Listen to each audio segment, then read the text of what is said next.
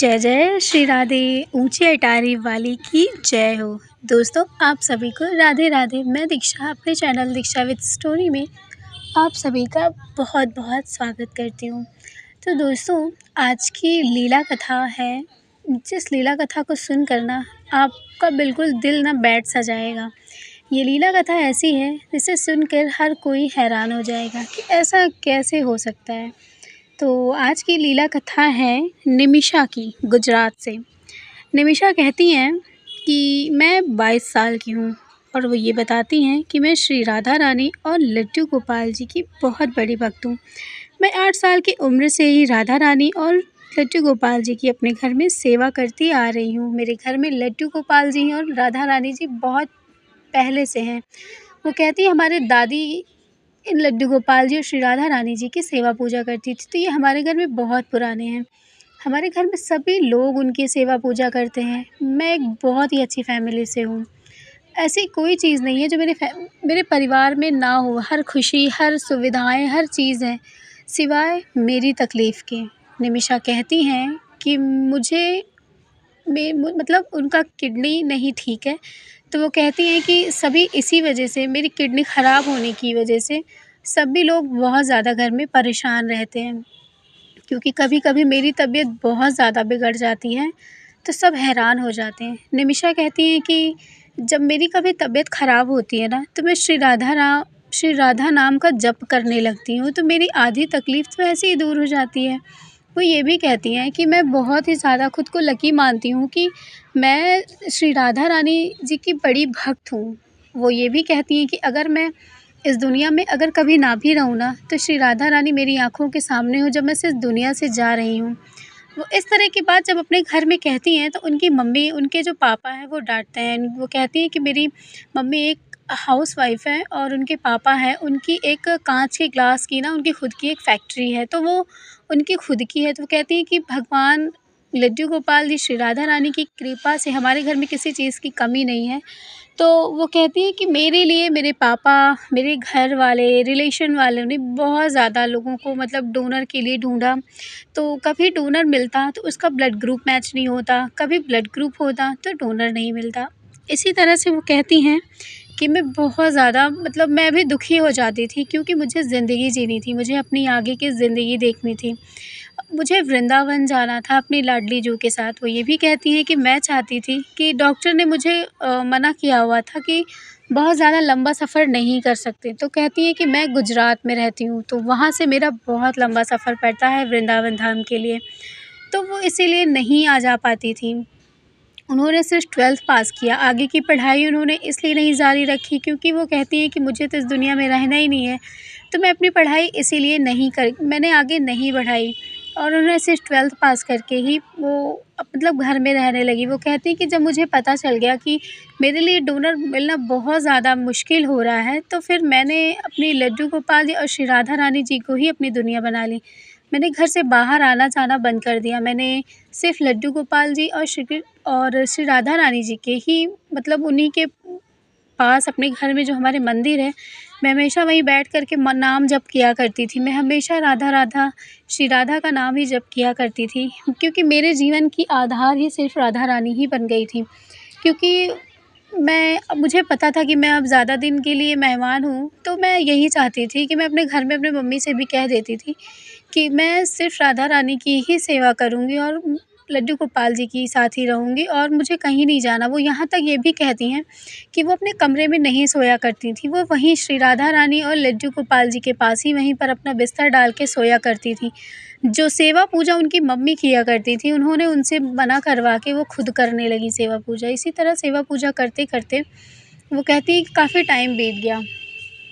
फिर भी पापा मेरे मतलब डोनर के लिए परेशान रहते थे। बहुत सारे लोग थे जो आते थे, कुछ लोगों का मिलता भी था, तो कुछ न कुछ प्रॉब्लम्स हो ही जाती थी। एक बार एक लोगों का डोनर मिला, सब लोग बहुत ज़्यादा खुश हो गए। मैं भी बहुत ज़्यादा खुश हो गई। खुश होने के बाद फिर क्योंकि जब उन लोगों की रिपोर्ट देखी जाती है, रिपोर्ट में ये था कि वो बहुत ही ज़्यादा मतलब जिसका डोनर हमें मिला था ना, जिस लड़की का ना, उसकी मतलब उसमें कुछ प्रॉब्लम आ गई थी। तो इसी वजह से वो उसका भी नहीं हो पाया। तो इस चीज़ की वजह से वो कहती हैं कि मैं बहुत ज़्यादा दुखी हो गई, बहुत ही ज़्यादा।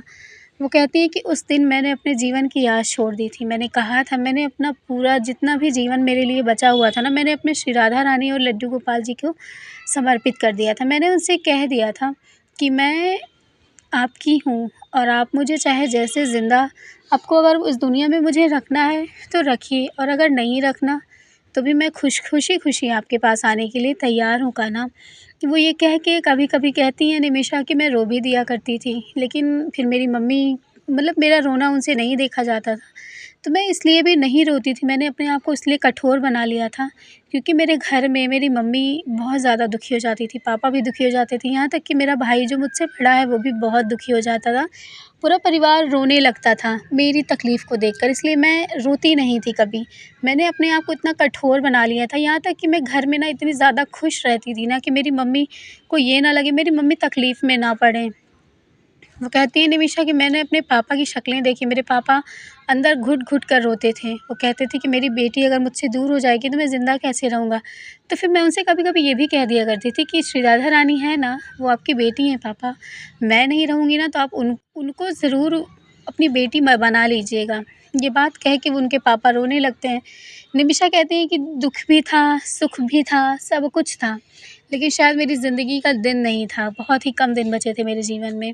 तो वो कहती हैं कि सब कुछ एक दिन, मतलब कहती हैं कि मेरी तबीयत एक दिन बहुत ज़्यादा ख़राब हो गई। जब उनकी तबीयत बहुत ज़्यादा ख़राब हो गई, तो उनको हॉस्पिटल, गुजरात के हॉस्पिटल में ले जाया गया। डॉक्टर ने कहा कि इनको एडमिट करना पड़ेगा, तो वो एडमिट, मतलब उनको बोला कि एडमिट कर दीजिए यहाँ पे। तो कुछ डायलिसिस वग़ैरह जो भी वो हुआ था उनका, वो भी होने के लिए उन्होंने बोला कि ऐसा होगा। उसके बाद वो कहती हैं कि मतलब जब उनको वहाँ पे हफ़्ते भर हॉस्पिटल में रहना पड़ा, तो उन्होंने बोला कि मुझे मेरे राधा रानी और मेरे श्री लड्डू गोपाल जी को मेरे पास लाकर रख दीजिए।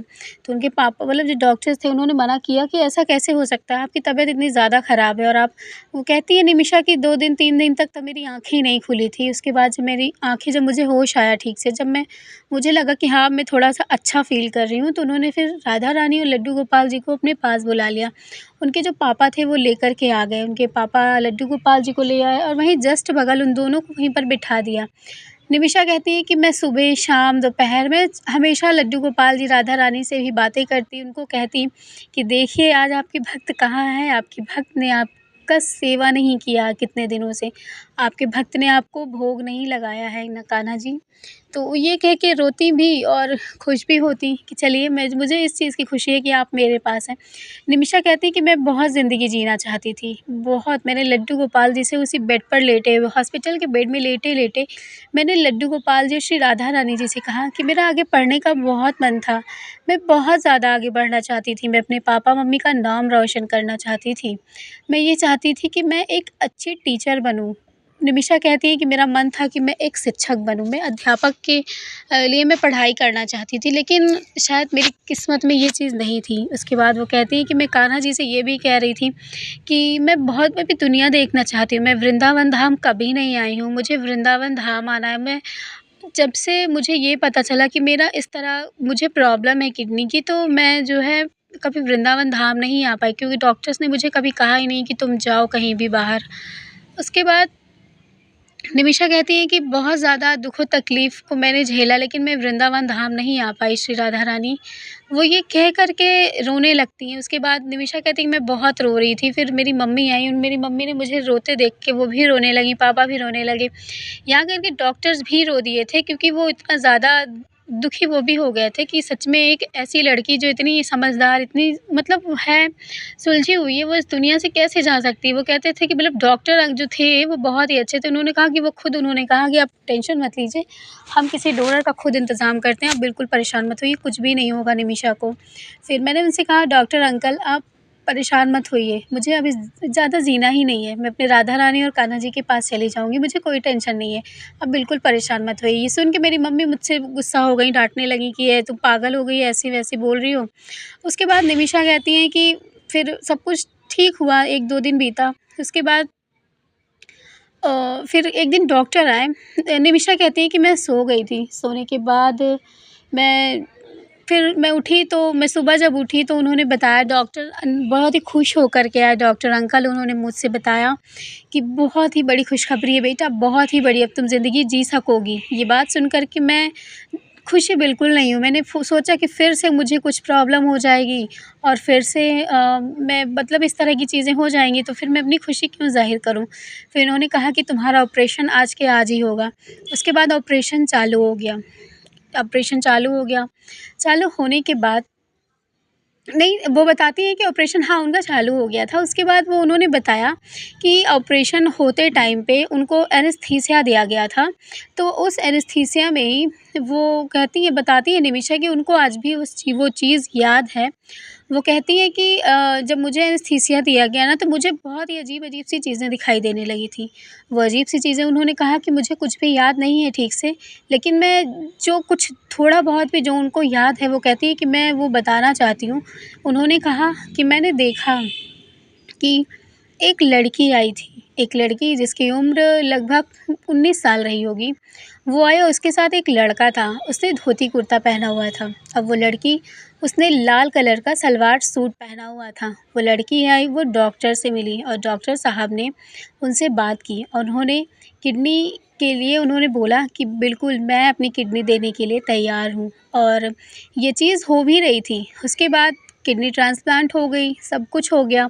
उसके बाद वो बताती हैं कि मतलब इसके बाद मुझे कुछ भी याद नहीं है। वो डॉक्टर्स ऐसा करने लगे। उसके बाद जब उनका किडनी ट्रांसप्लांट हो गया, सक्सेसफुल हो गया, सब कुछ ठीक हो गया, उसके बाद निमिषा यही बात अपने पापा से बता रही थी। वो कहती हैं कि पापा मैंने देखा कि एक ये हमारी जो श्री राधा रानी है ना, यही आई थी। मतलब वो बताने लगी लेकिन डॉक्टर्स ने ये बात नहीं बताया था क्योंकि कहते हैं कि किडनी वग़ैरह वो बताते हैं कि जो भी डोनर होते हैं उनके बारे में शायद नहीं बताना चाहिए या जो भी हो मतलब वो बता रही थी कि नहीं बताते लेकिन वो डॉक्टर अंकल ने तो मुझे नहीं बताया था। उसके बाद जब मैं अपने पापा को ये बात बताने लगी कि मुझे ऐसा लगा था कि श्री राधा रानी आई थी और उनके साथ लड्डू गोपाल जी भी थे। ये बात सुनकर मेरे पापा कहे कि बेटा तुम उनको बहुत प्यार करती हो, बहुत याद करती हो ना इसलिए तुम्हें ऐसा लगा होगा। लेकिन जब ये बात मैं उनको बता रही थी कि एक लड़की आई थी जिसने रेड कलर का सूट पहना हुआ था, एक लड़का भी आया था। ये बात वहीं पर डॉक्टर जो मेरी ड्रेसिंग कर रहे थे वो वहीं पर खड़े हुए थे। तो उन्होंने जब सुना तो उन्होंने बोला यस, ये सच बात है। तुम्हें ये बात कैसे पता? तुमने तो उस लड़की को देखा भी नहीं था। तो ये बात वो कहती हैं कि जब मुझे एनेस्थीसिया दिया गया था ना, जब मुझे लग रहा था ऐसा कि ऐसा हो रहा है मतलब मैं साफ-साफ इन सब चीज़ों को देख सकती थी। ये बात सुन कर के डॉक्टर भी हैरान हो गए थे कि ऐसा कैसे हो सकता है? उसके बाद फिर कुछ भी नहीं पता चला कि मतलब कुछ भी उन्होंने नहीं कहा, वो बहुत ज़्यादा खुश हो गईं कि साक्षात मेरी श्री राधा रानी ही आई थी मुझे मतलब मुझे देने के लिए ये चीज़। वो कहती हैं कि मैं इस चीज़ को बिलीव ही नहीं कर पाती अपने लाइफ़ में। उसके बाद कहती बहुत ज़्यादा मैं बता नहीं सकती कि मैं कितनी ज़्यादा खुश हूँ और वो बहुत ज़्यादा खुश हो गईं। उसके बाद कहती है निमिषा कि मैं ठीक हो गई। कुछ हफ्तों के बाद, कुछ महीनों के बाद मैं बिल्कुल ठीक हो गई और ठीक होने के बाद फिर मैंने अपना बीएड भी उन्होंने बोला कि मैंने बीएड में फ़ॉर्म डाला और मेरा निकल आया और वो कहती हैं कि उसके 5-6 साल के बाद वो कहती हैं कि मैं एक अध्यापक के पद पर हूँ और मैंने अपने पापा का नाम रोशन कर दिया और ये सब किस लिए हुआ क्योंकि मेरी राधा रानी ने साक्षात मुझे मौत के मुँह से निकाल लिया था। तो कहती हैं कि आज भी मैं श्री राधा रानी जी की बहुत बड़ी भक्त हूँ। मैं आज भी उनको बहुत प्यार करती हूँ, बहुत मानती हूँ अपनी लाडली जू को। और वो ये भी कहती हैं कि कोई माने या ना माने लेकिन वो डॉक्टर अंकल और मैं मानते हैं कि श्री राधा रानी ही आई थी। क्योंकि जब मैंने ये बात बताई ना तो डॉक्टर अंकल बहुत ज़्यादा चौंक गए थे, हैरान हो गए थे ये जान कर के कि उसको कैसे तुमको कैसे पता चल गया कि यही लोग आए थे किडनी के लिए। और सोचिए कि इतने दिनों से डोनर को ढूँढा जा रहा था, वो नहीं मिल पाए और अचानक से वो आ गए और कहाँ से आ गए वो 2 लोग। तो ये बात सुनकर डॉक्टर भी हैरान थे, वो भी हैरान थे। तो मैंने उनसे कहा कि जो 2 लोग बैठे हैं ना मेरी श्री राधा रानी और मेरे लड्डू जी, ये यही इन्हीं की कृपा से ही ये चीज़ हमें हुई है। तो उन्होंने जब ये मुझे बताया तो मैं बहुत ज़्यादा खुश हो गई। पर थोड़ा-सा कहते हैं ना कि कुछ लोग अभी इसी चैनल पे कुछ लोग होते हैं जो मुझे ये कह देते हैं कि ऐसा नहीं होता, ऐसा कैसे हो सकता है? देखिए, सबकी किस्मत में नहीं होता कि लड्डू गोपाल जी की सबके ऊपर कृपा बने। सबकी किस्मत में उनका कृपा होना नहीं लिखा होता और सबकी किस्मत में उनका चमत्कार देखना नहीं लिखा होता। इसलिए जो चमत्कार जिनके साथ होता है ना, वही मेरे साथ शेयर करते हैं और वही मैं आप लोगों को बताती हूँ। कुछ लोग मुझे ये भी कहते हैं कि आप ऐसे कैसे लिख सकती हैं? देखिए, मैं लिखती नहीं हूँ, मुझे लोग बताते हैं और जिन्होंने अपनी-अपनी घटनाएँ जो भी लीला कथा जिन्होंने मुझे भेजी है ना, जो उन्होंने बताया होता है मैं वही बताती हूँ, क्योंकि वो भी मेरी स्टोरी इस चैनल पर सुनते हैं। तो आप ही बताइए, अगर मैं कुछ गलत बताऊँगी उनके, एक्स्ट्रा कुछ बता दूँगी, तो वो ये नहीं कहेंगे कि मैंने तो ये चीज़ दीदी बताई ही नहीं थी, तो मुझे कमेंट भी करेंगे ना। तो इसीलिए मैं कोई ऐसी चीज़ बताती ही नहीं हूँ कि जो उन्होंने ना बताई हो। मैं अलग से चीज़ें जोड़कर नहीं बताती। जो उन्होंने बताया, निमिषा ने मुझे जो भी बताया मैंने आप लोगों को बताया कि निमिषा जी को कैसे दिखाई दिया था कि वो रेड कलर के सूट में पहन कर के एक लड़की आई थी, उनको अपना डोनर बनकर आई थी। तो बहुत लोग बहुत सारे कमेंट करते हैं, फिर भी मैं नहीं, कुछ भी नहीं कहती कि चलो जाने दीजिए, सब राधा रानी की कृपा है और कुछ नहीं, हमारे लड्डू गोपाल जी की कृपा है। तो आप सब पर भी बनी रहे। आप सबको राधे राधे। आप लोग बहुत अच्छे-अच्छे कमेंट करते हैं, सब लोग, बहुत अच्छा लगता है।